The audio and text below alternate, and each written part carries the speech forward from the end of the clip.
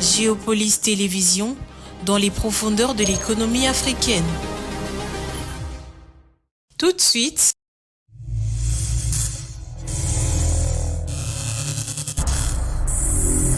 le journal.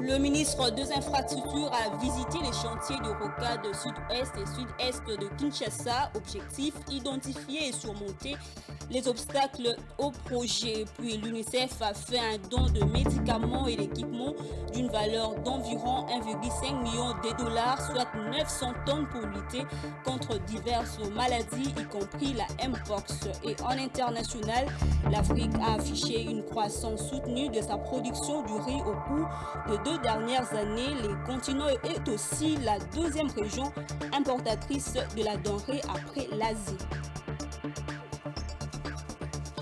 Madame, Monsieur, bonsoir, bienvenue dans ce journal. Commençons par cette information en bref.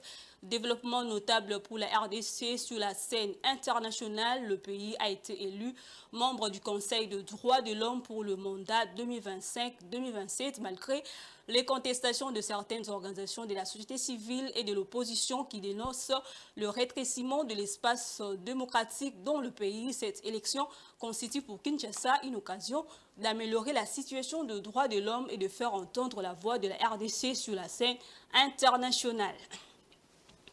Et puis, cependant, la situation intérieure en RDC demeure préoccupante et même alarmante dans les contextes de la poursuite de violences dans l'est du pays. C'est l'envoyé spécial des Nations Unies dans la région qui a fait cette déclaration devant le Conseil de sécurité des Nations Unies.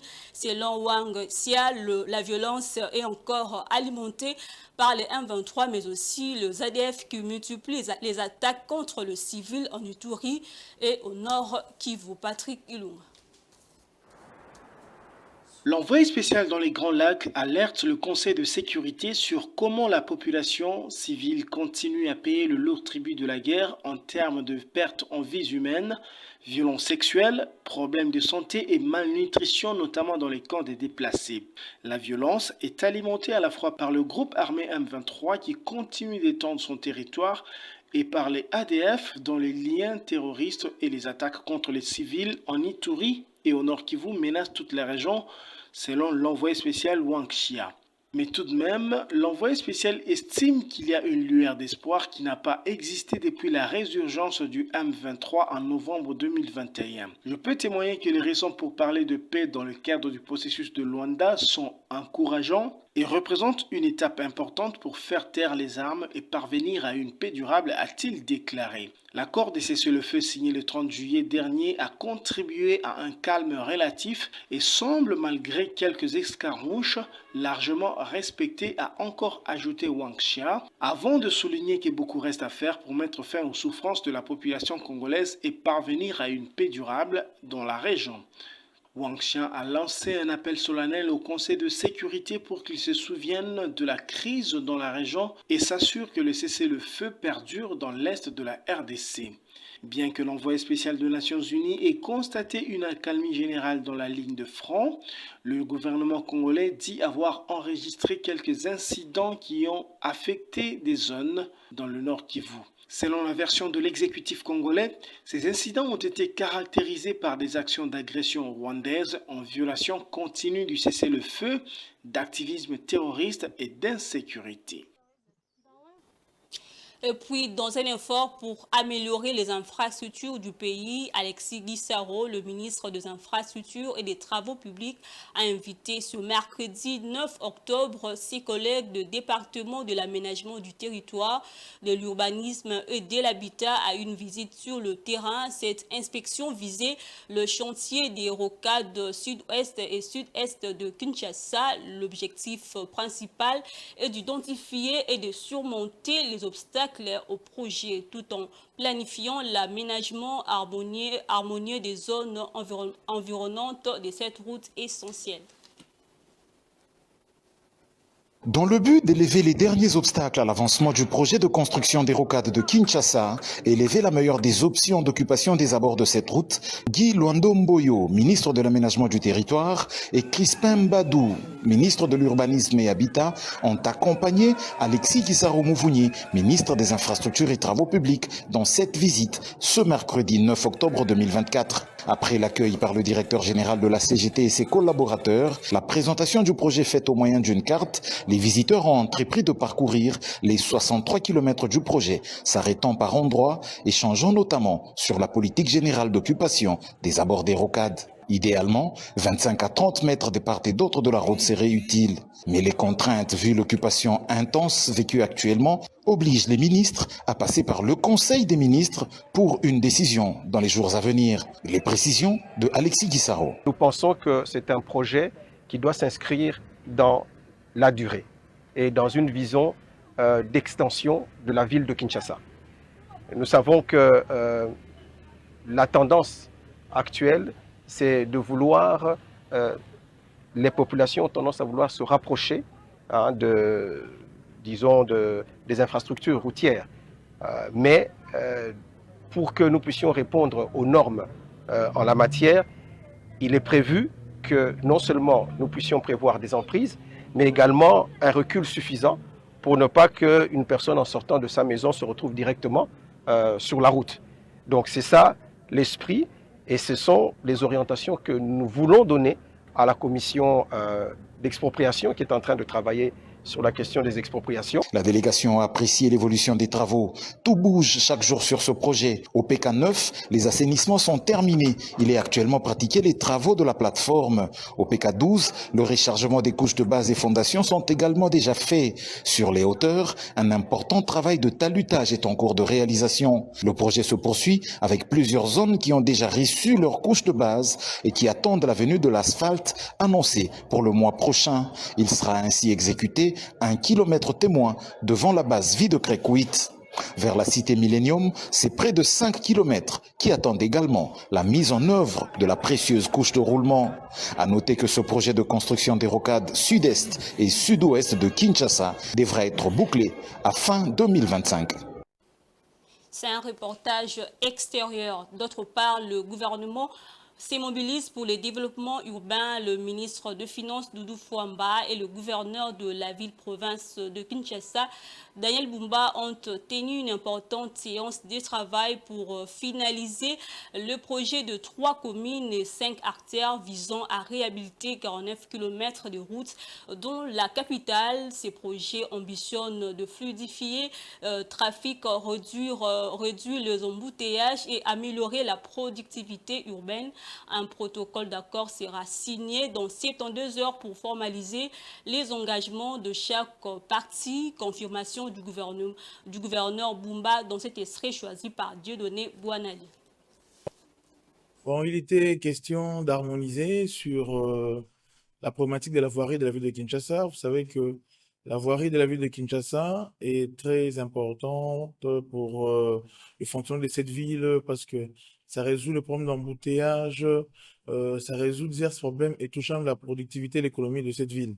Alors, le gouvernement, ça n'est pas mis à l'écart par rapport à cette problématique sur instruction justement du président de la République qui veut justement faire de Kinshasa une ville très assainie et qui s'implique totalement dans le rayonnement de cette ville, a instruit et il y a une dynamique aussi auprès du Premier ministre que nous avons vu aujourd'hui à l'exécution, le ministre des Finances, Excellence Doudou Fouamba, qui a justement mis autour de la table les experts de diverses institutions, ainsi que les opérateurs privés, pour que nous puissions harmoniser la question des relances de travaux.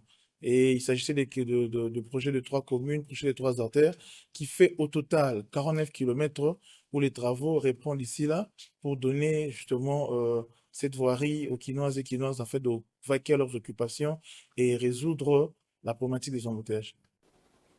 Et dans les domaines de la santé, l'UNICEF a fait un don de médicaments et d'équipements d'une valeur d'environ 1,5 million de dollars, soit 900 tonnes pour lutter contre diverses maladies, y compris la Mpox. De plus, l'hôpital Renaissance à Kinshasa a été équipé d'un centre de simulation, une initiative qui a suscité la grande satisfaction du ministre de la Santé, Dr Samuel Roger Kamba, présent pour réceptionner ces dons essentiels. Ces soutiens arrivent à un moment crucial alors que le pays s'engage à rendre le soin contre la Mpox gratuit, à garantie de soins de santé de qualité et accessible à tout le Congolais. Suivez.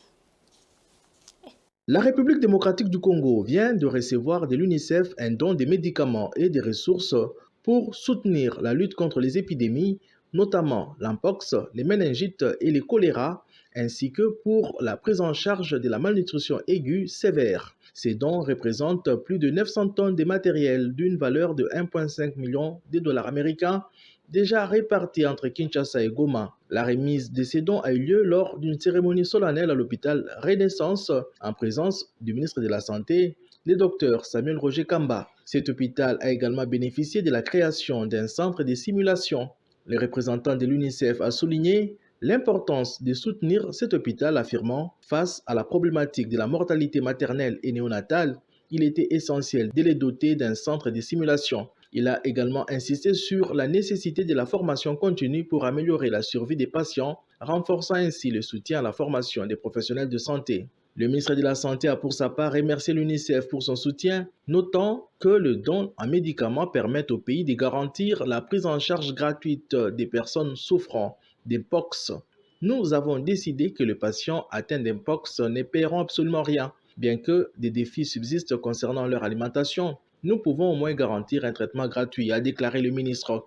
Il a rappelé que la vaccination contre l'Mpox avait déjà commencé dans le nord et sud Kivu. Concernant l'hôpital Renaissance, le docteur Samuel Roger Kamba a exprimé sa gratitude envers l'UNICEF pour le centre de simulation et a indiqué que l'objectif du gouvernement est de faire de cet hôpital un établissement de référence nationale. L'hôpital Renaissance sera le pilier pour résoudre les urgences à Kinshasa, a-t-il promis, annonçant un système coordonné pour les interventions d'urgence. Le ministre a également profité de l'occasion pour annoncer l'arrivée prochaine de nouveaux équipements et une logistique améliorée pour les services d'urgence, incluant un centre de contrôle des ambulances géré depuis cet hôpital. Cet événement marque un tournant décisif dans l'engagement du gouvernement et de ses partenaires à renforcer les systèmes de santé en RDC. La remise du centre de simulation ainsi que le don d'équipements et de médicaments témoignent d'une volonté collective d'améliorer la qualité de soins et de sauver des vies.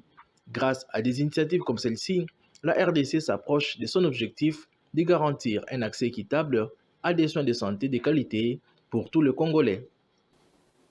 Et puis en matière de protection de l'environnement, une nouvelle initiative a été lancée. Un nouveau projet de plantation d'arbres vient d'être lancé ce mercredi 9 mai à Bunia, capitale de la province de l'Ituri. Ce projet vise à lutter contre le réchauffement qui provoque les conséquences néfastes sur l'environnement. Suivez ce reportage de la presse militaire de l'Ituri.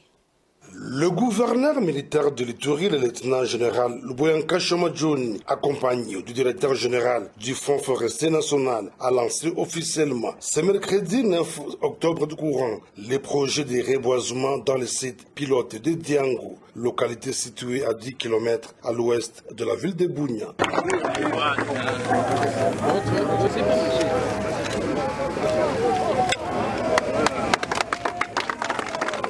Plusieurs autorités civiles et militaires ainsi que les agents et cadres du FFN ont matérialisé ce projet à travers la plantille des arbres qui s'inscrit dans la vision du chef de l'État, Félix-Antoine Tshisekedi Tshilombo, celle de lutter contre les réchauffements climatiques. Le gouverneur militaire a démontré la valeur intrinsèque de ce projet. Et maintenant, l'homme est devenu quand même consciencieux parce que nous avons une progéniture que nous devons protéger.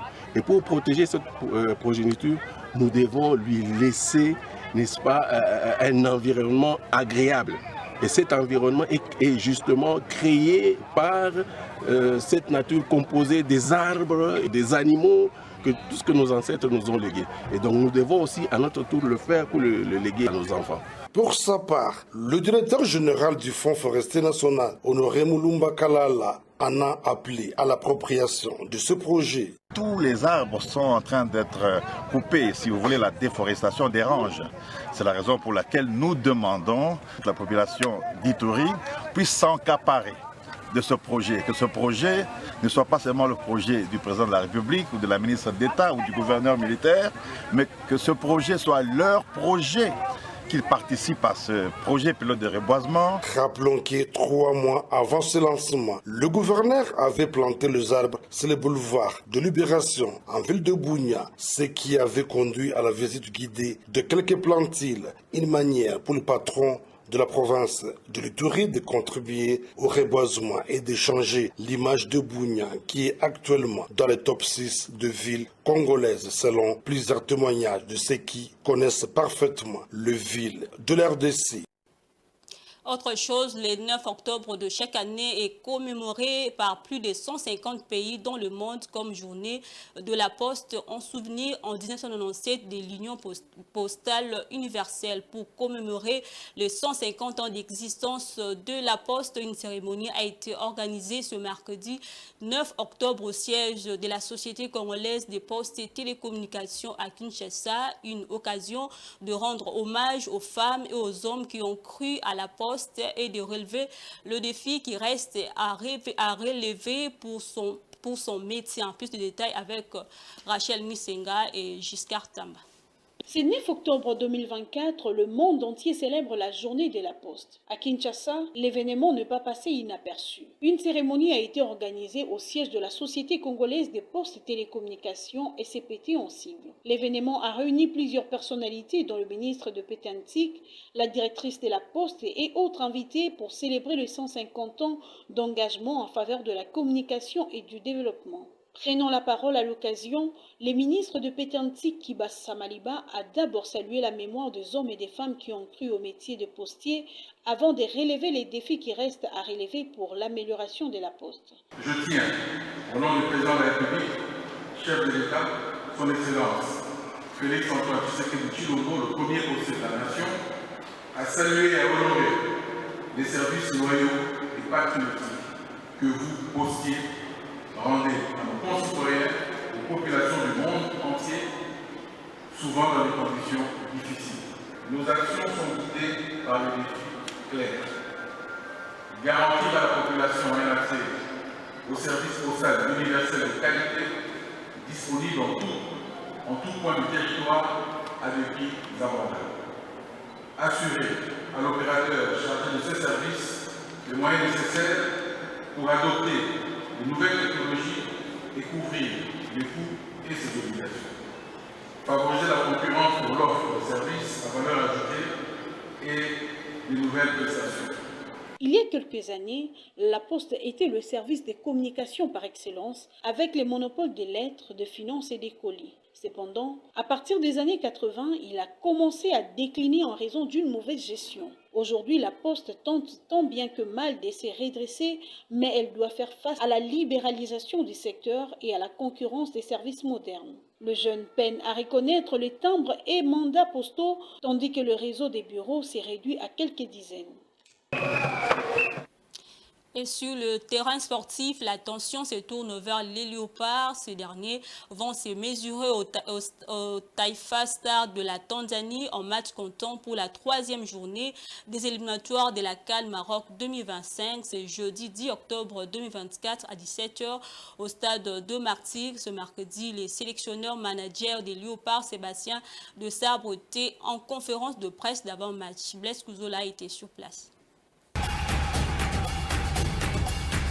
Le sélectionneur-manager de l'équipe nationale congolaise, Sébastien Desabre, s'est présenté en conférence de presse d'avant-match ce mercredi 9 octobre 2024, au cours de laquelle il a évoqué l'état de forme tant mental que physique de son groupe avant d'affronter la Tanzanie pour la première manche ce jeudi 10 octobre 2024. Le technicien français a souligné que son groupe est homogène et qu'à l'absence de certains joueurs, d'autres auront l'opportunité de les remplacer avec pour seul objectif de réussir le match. On est bien lancé dans cette campagne, mais on sait qu'il nous faudra un minimum de 10 voire 11 points pour se qualifier. On n'en a que 6 à l'heure actuelle, donc on prépare les matchs les uns après les autres pour être le plus performant possible et en tout cas on a de la confiance, c'est vrai. On joue à domicile avec des résultats qui sont bons à domicile. Maintenant, chaque match a sa vérité. Il faut être très, très vigilant. On connaît notre adversaire. On sait que c'est une équipe qui reste sur 5 matchs où elle n'a pas perdu.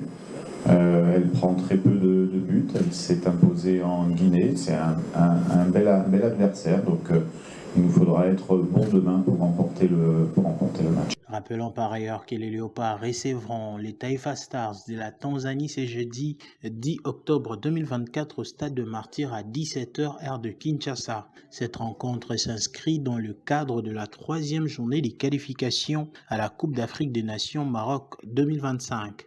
5 jours plus tard, soit le 15 octobre prochain, ces deux équipes s'affronteront de nouveau pour la 4e journée.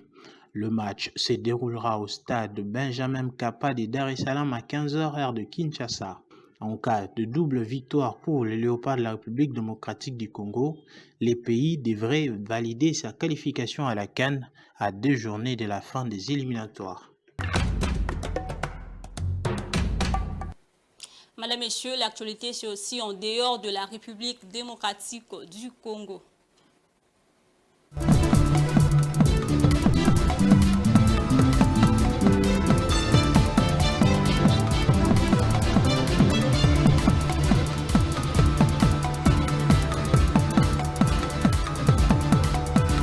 Je le dis au sommaire, en Afrique, le riz est la 3e céréale la plus consommée après le maïs et le blé.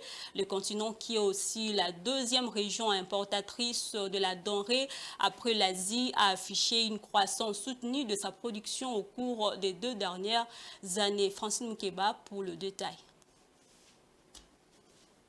Africain de riz usiné est attendu à 28,4 millions de tonnes en 2024-2025, soit une hausse de 4% par rapport à l'année précédente de 27,3 millions de tonnes.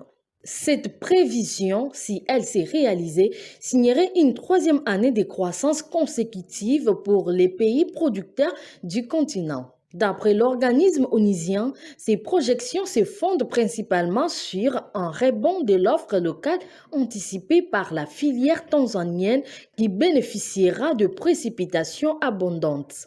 Premier producteur de riz, l'Afrique de l'Est, la Tanzanie devrait ainsi enregistrer une croissance de 26% de sa production de riz blanchi à 2,9 millions de tonnes, soit 600 000 tonnes de plus que l'année précédente.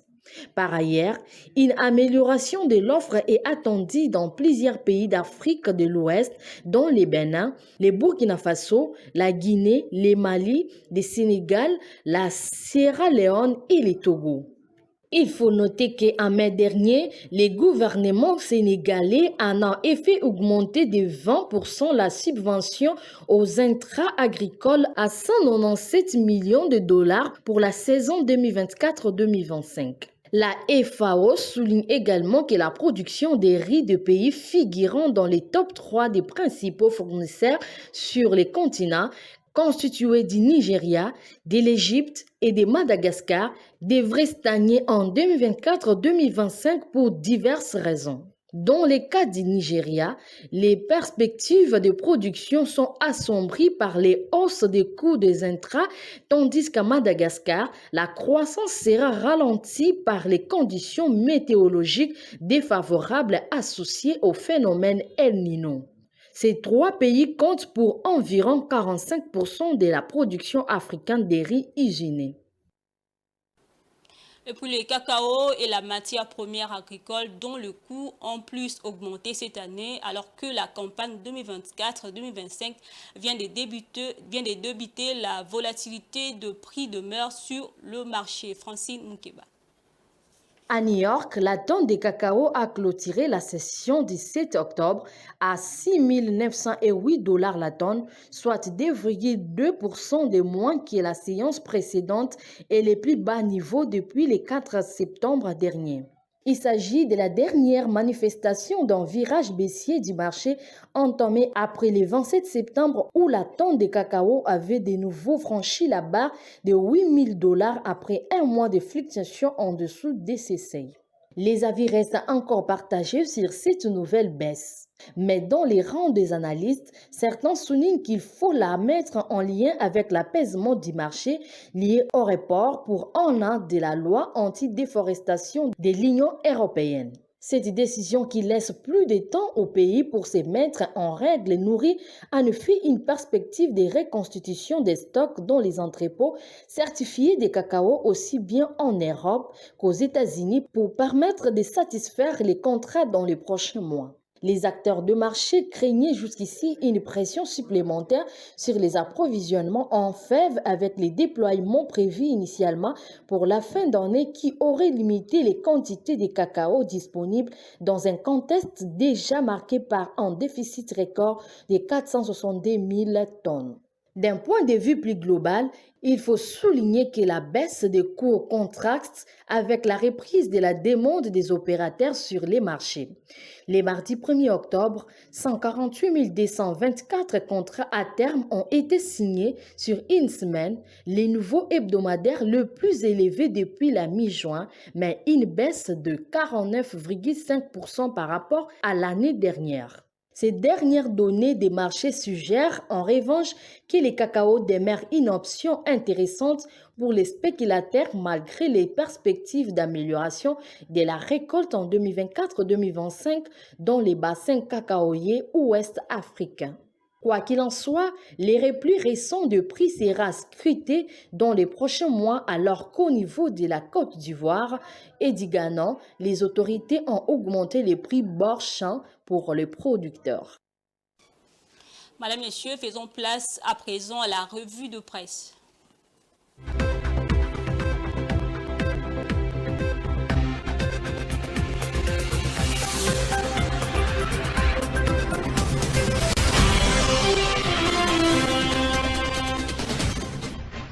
Mesdames, Messieurs, bonsoir. La question de la paix en République démocratique du Congo domine l'actualité des quotidiens quinois ce mercredi, sous l'impulsion des récentes déclarations du haut-commissaire des Nations Unies aux droits de l'homme, Volker Turk.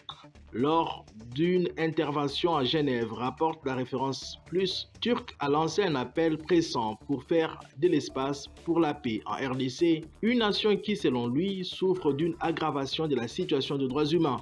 Il a décrit un tableau alarmant caractérisé par une escalade de la violence, des intérêts régionaux et internationaux en jeu et une faiblesse persistante de l'état de droit. Cette situation mérite l'attention immédiate de la communauté internationale afin que les armes se taisent et qu'un espace de paix puisse être créé, a-t-il dit, au Conseil des droits de l'homme. Parallèlement, l'actualité judiciaire se concentre sur le procès de Charles Onana à Paris qui suscite des débats passionnés. Forum des As revient sur les témoignages au tribunal, notamment celui de l'ex-colonel belge Luc Marchal. Ce dernier a rejeté les accusations de négationnisme portées contre Onana auteur d'un ouvrage scientifique, fruit de 10 ans de recherche parti d'une thèse soutenue à l'Université Lyon 3, obtenue en 2017 avec félicitations du jury et qui s'appuie sur des documents militaires et des archives issues de la CIA, de l'armée belge et du renseignement militaire français.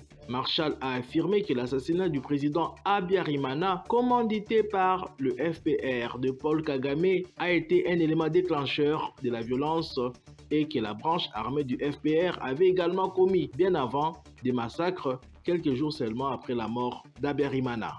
Le prix Nobel de la paix, Denis Mukwege, a réagi avec vigueur à ces procès. Dans une déclaration ferme, reprise par Géopolis Hebdo, Mukwege a dénoncé la politisation de cette affaire, voyant dans le procès une injustice envers ceux qui cherchent à documenter et à dénoncer les crimes de guerre et les massacres commis en République démocratique du Congo.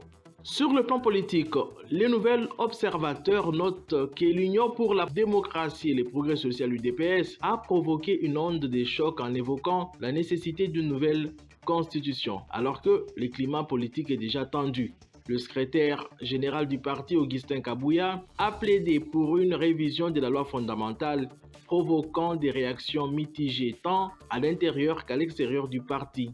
Les opposants, comme la coalition Lamuka, s'insurgent contre toute tentative de modification de la Constitution, rappelant les luttes passées contre des initiatives similaires qui avaient mené à des violences.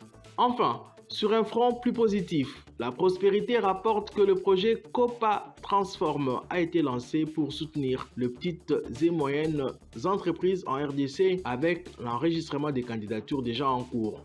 Ces projets, soutenus par la Banque mondiale, visent à favoriser l'autonomisation des femmes entrepreneurs et à stimuler la transformation économique du pays. Fin de cette revue de presse. Merci à vous de l'avoir suivi et à la prochaine.